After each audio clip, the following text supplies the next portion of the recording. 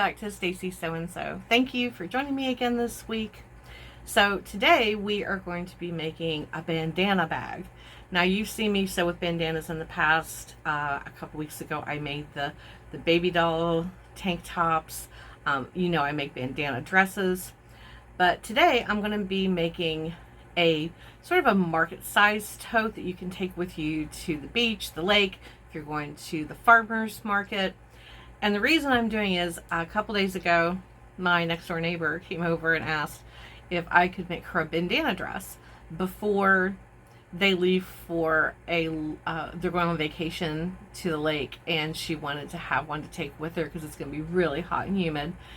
And before they leave tomorrow, I thought I would make a very quick bandana tote for her that coordinates with her bandana dress, and that way she has somewhere, like I said, to put things to take to the beach. If they do go to a farmer's market or a craft fair, she's got something that she can take with her and would coordinate with her dress and other items that she has in her closet.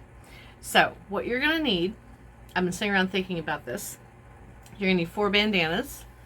I've chosen 2 black and 1 teal because that's one of the bandana colors for her dress, and pink, which is another one that's in her dress.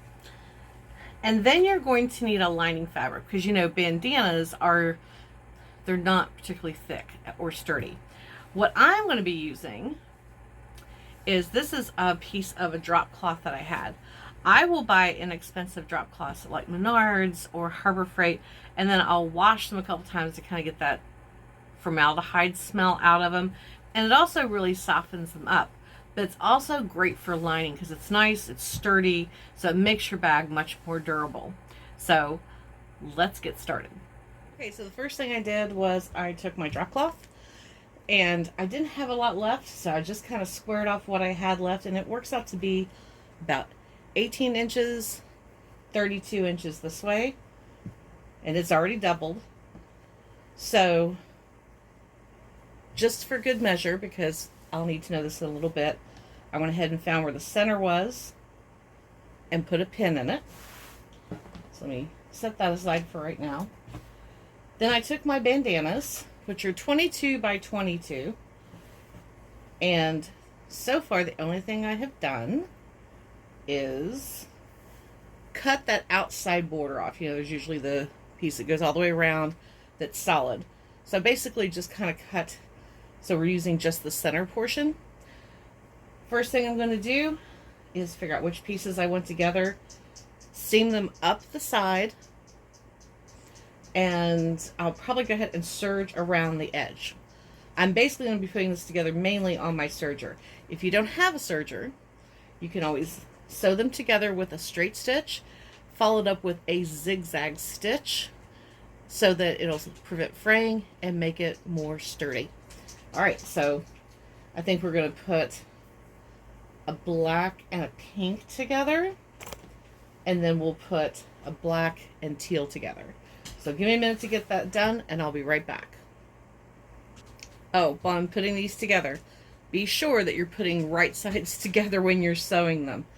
It's a little harder once you cut the borders off to make sure they're both the correct side. Just look closely and you'll be able to tell. Okay, so the next thing I did, once I got I seamed down the middle, I went ahead and kind of started serging the edges a little bit, because as soon as you cut into bandanas, they really start to fray. Now, I already had this one pinned onto a piece of the canvas, or drop cloth for a better word. So now what I'm going to do now, I've got the right side facing up. I'm going to serge these 2 pieces together. And the reason I'm doing that and not making 2 separate and then sewing them together is because bandana material is pretty thin and it's not incredibly durable. So I'm hoping by sewing each piece together, like do this rectangle, do the other rectangle, have them sewn together, stitch, on the sewing machine, stitch down the center, it'll just make it more substantial and less likely that, she can get tears and stuff on the outside, because the bandana is going to be on the outside. So I'm just trying to make this as sturdy as possible. So I'm going to do sew this one together, and then I'm going to do the exact same with these, and then I will meet you right back here. So I did want to show you the reason I had put a pin in the center, excuse me, is so that when I go to line these up, because there's going to be a little excess of the bandana hanging over that I'm going to need to cut away. I want to make sure that I line it up so that this still stays center on the bag. So that is why I said it's important to know where your center is on these. Okay, back to pinning. Okay, so as you can see, I got both sections, the front and the back, sewn together. So now what I'm going to do is have them face each other, and now on my sewing machine I'm going to pin on 3 sides, and then on my sewing machine I'm going to stitch all of this shut. As thick as this is, I might end up using a walking foot, maybe not positive. So that's the next step. Pin 2 short sides, 1 long side all together, stitch that together, meet me back here, and we'll move on.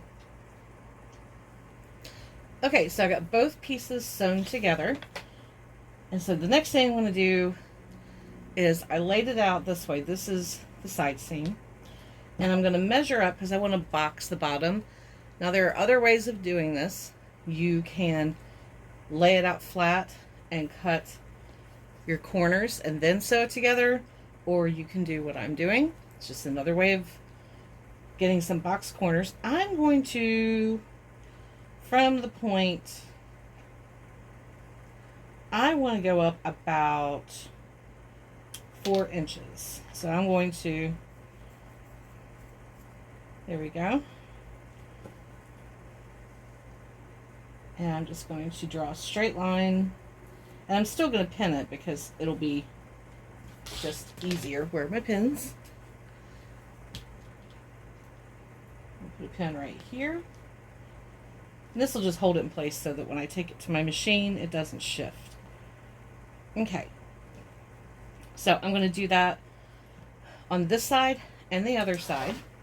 Once I'm done, I'm just going to cut this point off, and then I will, since it'll already be sewn together, I'm going to cut it off close to the stitches, and then I'm either going to zigzag or just take my serger across of it, again, just to deal with any fraying.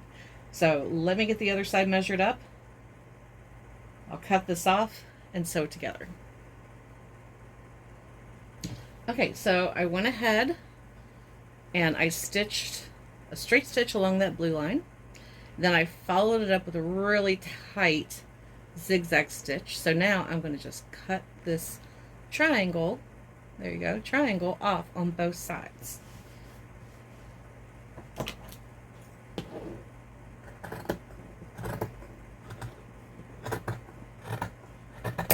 we go. I got as close to the stitches as possible without snipping any of them, because we don't want to do that.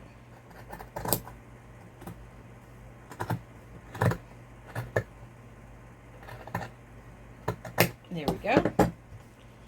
Okay, so now let's turn it right side out. Oh, I've got to snip away one of my threads. Here we go. And another one. Let me grab that. Okay. There we go. So you can see that's a corner. There we go. So it has a nice boxy shape to it. You see? So now,